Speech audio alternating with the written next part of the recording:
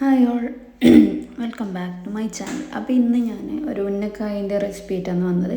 എൻ്റെ സൗണ്ടൊന്നും ശരിയില്ല, അതുകൊണ്ട് ഞാൻ പിന്നെ കുറേ ദിവസമായിട്ട് വീഡിയോസ് ഒന്നും ഇടാൻ ഇപ്പോഴും ശരിയായിക്കില്ല. അപ്പോൾ അപ്പോൾ നമ്മൾ ഉന്നക്കായ ഉണ്ടാക്കാൻ ആദ്യം വേണ്ടത് തേങ്ങ, പഴം. അപ്പോൾ തേങ്ങ ഞാൻ ഈ ഒരു സ്റ്റെപ്പ് എന്നോട് സ്കിപ്പായി പോയി കേട്ടോ. തേങ്ങ നമ്മൾ ഒരു അരമുറി തേങ്ങ എടുക്കുക, എന്നിട്ട് അതിലേക്ക് ആദ്യം ഒരു ചെറിയ ഈ പാന് വെക്കുക, എന്നിട്ട് അതിൽ കുറച്ച് വെള്ളം, പഞ്ചസാര, ഏലക്കായ ഇതൊന്ന് തിളച്ച് വരുമ്പോൾ നമ്മൾ എടുത്ത തേങ്ങ ഞാനിവിടെ അരമുറി തേങ്ങ എടുത്തത്, അപ്പോൾ അരമുറി തേങ്ങ അതിലേക്ക് ആഡ് ചെയ്യുക, എന്നിട്ട് അത് വേവിച്ചെടുക്കുക. അപ്പോൾ ലാസ്റ്റ് ഇത് വെന്ത് വരുമ്പോൾ ആ ഒരു കൺസിസ്റ്റൻസിയിലുണ്ടാകുക. അപ്പോൾ ഇപ്പുറത്തെ അടുപ്പിൽ തന്നെ ഞാൻ പഴം വേവിക്കാൻ വെച്ചിട്ടുണ്ട്. പഴം ഇപ്പോൾ ആവിയിൽ വേണമെങ്കിൽ ആവിയിൽ വേവിക്കുക, അതല്ല വെള്ളത്തിൽ ഇങ്ങനെ വേവിക്കണമെങ്കിൽ ഇങ്ങനെ വേവിക്കുക. പക്ഷെ എങ്ങനെയായാലും നല്ല പഴമാണെങ്കിൽ മാത്രമേ കാര്യമുള്ളൂ. കാരണം എൻ്റെ ഇന്നത്തെ പഴം അത്ര നല്ല പഴമല്ല. കാരണം എന്താ പറയുക, അത് ഉണ്ടാക്കുമ്പോൾ നിങ്ങൾക്ക് കാണുമ്പോൾ മനസ്സിലാവും. പിന്നെ നല്ല പഴമാണെങ്കിൽ ഭയങ്കര ടേസ്റ്റ് ആയിരിക്കും. പിന്നെ നമ്മളിങ്ങനെ ഇത് ഉരുട്ടുന്ന സമയത്ത് പൊട്ടിപ്പോവുകയില്ല. പക്ഷേ നല്ലതല്ലെങ്കിൽ ഉരുട്ടാനും പറ്റില്ല, കുറച്ച് ഇടങ്ങാറായിരിക്കും. ആദ്യം നമ്മൾ പഴം വേവിക്കുക, ഇങ്ങനെ ആവിയിലോ എങ്ങനെയെങ്കിലും വേവിക്കുക. എന്നിട്ട് ഞാൻ ഈ പഴം വേവിച്ച് കഴിഞ്ഞാൽ പിന്നെ ചൂടോടെ തന്നെ നമ്മൾ അത് സ്മാഷ് ചെയ്യണം. കാരണം അല്ലെങ്കിൽ കുറച്ച് കഴിയുമ്പോൾ തണുത്ത് കഴിഞ്ഞാൽ നമുക്കത് ഉടക്കാൻ പറ്റില്ല. അപ്പം ഞാൻ ഇങ്ങനെ ഒരു വലിയ പാത്രം എടുത്തിട്ട് അതിൽ ഒരു ഇങ്ങനത്തെ ഒരു എന്താ പറയുക, കറി കോരുന്ന പാത്രം ഉണ്ടോ കയ്യിലുണ്ടാവില്ലേ, അതെടുത്തിട്ട് ഇങ്ങനെ സ്മാഷ് ചെയ്യുക. അതല്ലെങ്കിൽ നമ്മൾ നാട്ടിൽ നിന്നെല്ലാണെങ്കിൽ അമ്മിയിൽ അരക്കുക, അമ്മിയിലല്ല അരക്കുക. ഇല്ലെങ്കിൽ നമ്മൾ ആ ഇടികല്ലില്ലേ അതിലിങ്ങനെ കുത്തിയാൽ മതി. പക്ഷേ അത് കുറച്ച് ഇടങ്ങാറാണ്. പക്ഷെ മിക്സിയിൽ ആക്കുന്നത് കുറച്ചും കൂടി ഇടങ്ങാറുള്ള പരിപാടിയാണ്. കാരണം അത് കുഴഞ്ഞു പോകും. അപ്പോൾ ഇതാകുമ്പോൾ നമുക്ക് കറക്റ്റ് കൺസിസ്റ്റൻസി കിട്ടും. നമുക്ക് എങ്ങനെയാണോ പഴം ഉരുട്ടേണ്ടത് ആ ഒരു ഇതിലേക്ക്. അപ്പോൾ ചൂടോടെ തന്നെ നമ്മൾ കൈയോടെ പിന്നെ സ്മാഷ് ചെയ്യുക. എന്നിട്ട് നമ്മൾ അതിലേക്ക് അത് കുറച്ച് വെളിച്ചെണ്ണ കുറച്ച് വെളിച്ചെണ്ണ എന്താക്കുക കയ്യിൽ തടവുക. എന്നിട്ട് ഓരോ ഈ സ്മാഷ് ചെയ്ത സംഭവം ഒരു ചെറിയ ബൗളാക്കിയിട്ട് നമ്മൾ കൈൻ്റെ അടിയിൽ വെച്ചിട്ട് ഇങ്ങനെ പരത്തിയിട്ട് അതിലേക്ക് കുറച്ച് തേങ്ങയും കൂടി എന്താ പറയുക ഈ മിക്സിയിൽ ആഡ് ചെയ്തിട്ട് നമുക്ക് നല്ലോണം തന്നെ നമ്മൾ എങ്ങനെയാണോ ഉന്നക്കായ്ക്ക് ഷേപ്പാക്കുക അതുപോലെയാക്കുക. അപ്പോൾ ഞാൻ ഈ സ്മാഷ് ചെയ്യുമ്പോൾ നിങ്ങൾ വിചാരിക്കും ഭയങ്കര വേഗം കഴിയുന്നുണ്ടെന്ന്. പക്ഷേ ഇത് ഭയങ്കര ഇടങ്ങാറുണ്ട്. കാരണം എൻ്റെ പഴം ഭയങ്കര കല്ല് പോലത്തെ പഴമായിപ്പോയി.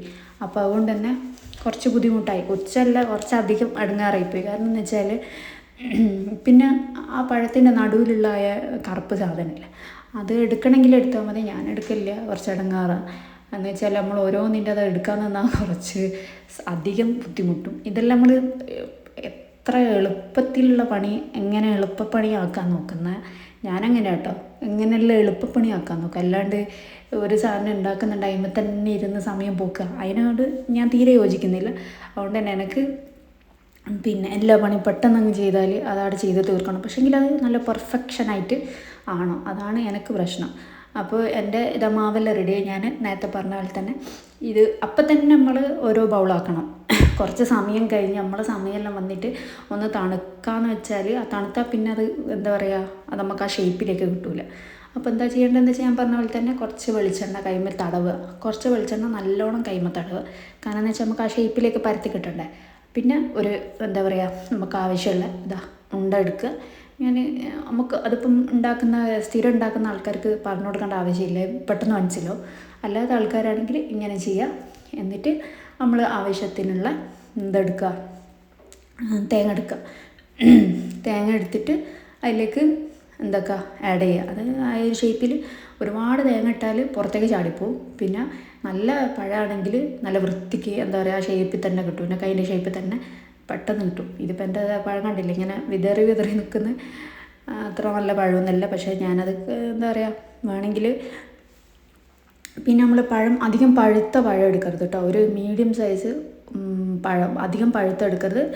പഴുക്കാനായ പഴം ഉണ്ടാവില്ലേ, ആ പഴമാണ് എടുക്കേണ്ടത്. പഴുത്ത പഴം എടുത്താൽ ഇടങ്ങാറായിപ്പോൾ. കാരണം ചളി വിളിയുന്നായിപ്പോൾ. നമ്മളിത് പിന്നെ പഴംപൊരിക്ക് വേണ്ടിയിട്ടൊന്നുമല്ല, ഉന്നക്കായ്ക്കാകുമ്പോൾ എല്ലാവർക്കും അറിയായിരിക്കും. അപ്പോൾ ഇങ്ങനെ ഷേപ്പാക്കി എടുക്കുക. ഇത് കുറച്ച് ഇടങ്ങാറുണ്ട്, കാരണം എൻ്റെ പഴം നന്നില്ല. കാരണം കല്ല് ഉള്ളിൽ ഫുള്ള് കല്ല് വീഴുണ്ട്. അതുകൊണ്ടാണ് എൻ്റെ പഴം ഇങ്ങനെ.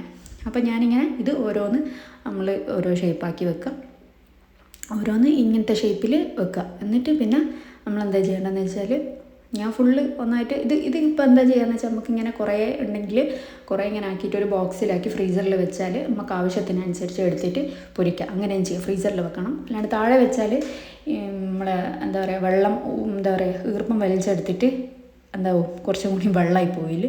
അതുകൊണ്ട് നമ്മൾ ഉപയോഗിക്കുന്നില്ലെങ്കിൽ ഫ്രീസറിൽ വെച്ചിട്ട് നമുക്ക് ഇങ്ങനെ ആക്കി വെച്ചിട്ട് പൊരിക്കാം. പിന്നെ ഞാൻ എടുക്കുന്നത് എന്താ പറയുക വെളിച്ചെണ്ണത്തിന് ഞാൻ വിചാരിച്ച ഓയിലാണ് പൊരിക്കുന്നത്. ഞാൻ ഇങ്ങനത്തെ കടികളെല്ലാം ഞാൻ വെളിച്ചെണ്ണയിൽ തന്നെയാണ് പൊരിക്കുക. നമ്മൾ എന്താ പറയുക അതിന് വെളിച്ചെണ്ണയുടെ ടേസ്റ്റ് തന്നെ അടിപൊളി ഉണ്ടാവുക. അങ്ങനെ വെളിച്ചെണ്ണ നല്ല ചൂടായതിനു ശേഷം ഉന്നക്കായി ഓരോന്നിട്ടിട്ട് നമുക്ക് ജസ്റ്റ് ഫ്രൈ ചെയ്തെടുക്കാം. ഇത് തീ കുറച്ചിട്ട് വേണം, കാരണം ഇത് പഴമല്ല, അപ്പോൾ പെട്ടെന്ന് തന്നെ കളറ് മാറും. അപ്പോൾ അന്ന് പുറമൊന്നും വേണ്ടേ, വെന്തതാണ് ഓൾറെഡി, എന്നാലും ഇല്ലെങ്കിൽ ഭയങ്കര കരിക്കട്ട പോലെ ഇപ്പോൾ. അപ്പോൾ നമ്മളെന്താക്കുക ഇട്ടിട്ട് ഒന്ന് അപ്പുറം ഇപ്പുറം 5-6 ഒരുമിച്ചൊന്നും ഇടരുത്, ഒരു 3 വീതം ഇങ്ങനത്തെ എന്താ പറയുക ചീനച്ചട്ടി ഉണ്ടെങ്കിൽ ഇട്ടിട്ട്. ഇതിപ്പോൾ നിങ്ങൾ കളറ് നോക്കണ്ട, അതിൻ്റെ ഒറിജിനൽ കളർ തന്നെ കിട്ടിയിരിക്കും. മീൻസ് അധികം കറുത്തും പോയിക്കില്ല, എന്നാൽ തീരെ എന്താ പറയുക ഇതാവണ്ടല്ല. ഈ ഒരു കളറാകുമ്പോൾ എടുത്ത് മാറ്റുക, പുറത്തേക്ക് എടുത്ത് മാറ്റുക. എന്നിട്ട് ഇതുപോലെ ഓരോന്നും ഒരു 3-2 ഇട്ടിട്ട് പൊരിച്ചെടുക്കുക. ഇതിപ്പോൾ ഞാൻ 3 ഇട്ട്, ചില ആൾക്കാർ 1 ഇടുമായിരിക്കും, ചില ആൾക്കാർ ഒരു 2 ഇട്ട് പൊരിക്കുന്ന ആൾക്കാരുണ്ടോ. അതിപ്പോൾ നമുക്ക് എങ്ങനെയാണ് പറ്റുകയെന്ന് വെച്ചാൽ അതുപോലെ ഇട്ടിട്ട് ഇങ്ങനെ ഓരോന്നായിട്ട് ഫ്രൈ ചെയ്തെടുക്കുക. ഭയങ്കര ടേസ്റ്റാണ്. അപ്പോൾ നിങ്ങൾ ഉണ്ടാക്കുന്ന മെത്തേഡ് വേറെ ആണെങ്കിൽ ഈ ഒരു മെത്തേഡിലൊന്ന് ഉണ്ടാക്കി നോക്ക്. കാരണം ഞാൻ ഉണ്ടാക്കുന്നതെന്ന് വെച്ചാൽ ഞാൻ അവിയിൽ ഉപയോഗിച്ചിട്ടല്ല, അല്ലാണ്ട് വെള്ളത്തിലിങ്ങനെ പഴം പുഴുങ്ങിയിട്ട് പിന്നെ ഈ തേങ്ങ ഇങ്ങനെ എന്താ പറയുക തേങ്ങ ഇങ്ങനെ തന്നെ തേങ്ങ ഇട്ടിട്ട്, ചില ആൾക്കാർ മുട്ട കൊണ്ടുണ്ടാക്കും. മുട്ട ജസ്റ്റ് പഞ്ചസാരയെല്ലാം ഇട്ടിട്ട് സ്ക്രാമ്പിൾ ചെയ്തിട്ട് അങ്ങനെ ഒക്കെ ഇടും. അപ്പോൾ ഈ ഒരു മെത്തേഡിൽ നിങ്ങൾക്ക് ഇഷ്ടമാവുകയാണെങ്കിൽ നിങ്ങളൊന്ന് ചെയ്ത് നോക്ക്, എന്നിട്ട് കമൻറ്റിൽ രേഖപ്പെടുത്തുക നിങ്ങളുടെ അഭിപ്രായം. അപ്പോൾ എല്ലാവരും എൻ്റെ ചാനൽ സബ്സ്ക്രൈബ് ചെയ്യുക, ഷെയർ ചെയ്യുക, കമൻറ്റ് ചെയ്യുക. അപ്പോൾ അടുത്ത വീഡിയോയിൽ കാണുന്നവരെ ബൈ.